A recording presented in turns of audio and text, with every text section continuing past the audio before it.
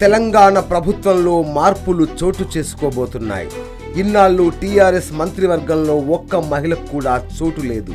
అయితే తాజాగా మంత్రివర్గ విస్తరణలో మహిళకు స్థానం కల్పించేందుకు ముఖ్యమంత్రి కేసీఆర్ నిర్ణయం తీసుకున్నారు.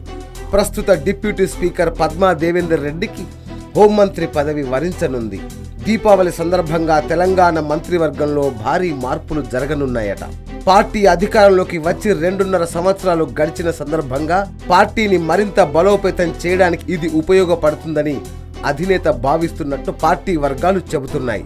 అందులో భాగంగా అన్ని రకాల వారిని సంతృప్తిపరిచే కార్యాచరణను పార్టీ అధిష్టానం రూపొందించిందని వారు చెప్పుకుంటున్నారు. ముఖ్యమంత్రి కేసీఆర్ శుక్రవారం గవర్నర్ను కలిసి మంత్రిమండలిలో మార్పు చేర్పులపై చర్చించినట్లు సమాచారం.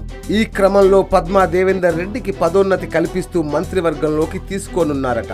ఆమె స్థానంలో కొండా సురేఖ లేదా కోవా లక్ష్మిలను నియమించవచ్చని సమాచారం. అలాగే 2 డిప్యూటీ సీఎంలు కడియం, మహమూద్ అలీ స్థానాల్లో మార్పు చేర్పులు జరగనున్నాయి. కడియంను మండలి చైర్మన్ గా నియమిస్తే స్వామిగౌడ్ని మంత్రిమండలిలోకి తీసుకోవచ్చని గుసగుసలు వినిపిస్తున్నాయి. గౌడ సామాజిక వర్గం నుంచి శ్రీనివాస్ గౌడ్ కూడా పదవిని ఆశిస్తున్నా ముఖ్యమంత్రి ఎవరి వైపు మొగ్గు చూపుతారో అనే చర్చ కూడా పార్టీలో ఉంది. టీఆర్ఎస్ స్థాపించినప్పటి నుంచి కేసీఆర్ కు కుడిభుజంగా ఉన్న నాయిన్ నరసింహారెడ్డికి పార్టీ బాధ్యతలు అప్పజెప్పాలని నిర్ణయించినట్లుగా తెలుస్తోంది.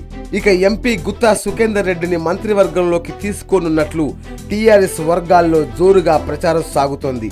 దివంగత ముఖ్యమంత్రి వైఎస్ హయాంలో సబితా ఇంద్రారెడ్డిని హోంమంత్రిగా నియమించిన విషయం తెలిసిందే. అదే రీతిలో పద్మా దేవేందర్ రెడ్డిని హోంమంత్రి చేయాలని కేసీఆర్ భావించినట్లు తెలుస్తోంది. ఏది ఏమైనా తెలంగాణ మంత్రి మండలిలో మహిళలకు స్థానం దక్కే అవకాశాలు మెండుగా ఉన్నట్లు తాజా పరిస్థితులను బట్టి అంచనా వేయొచ్చు. YoYo news, Hyderabad.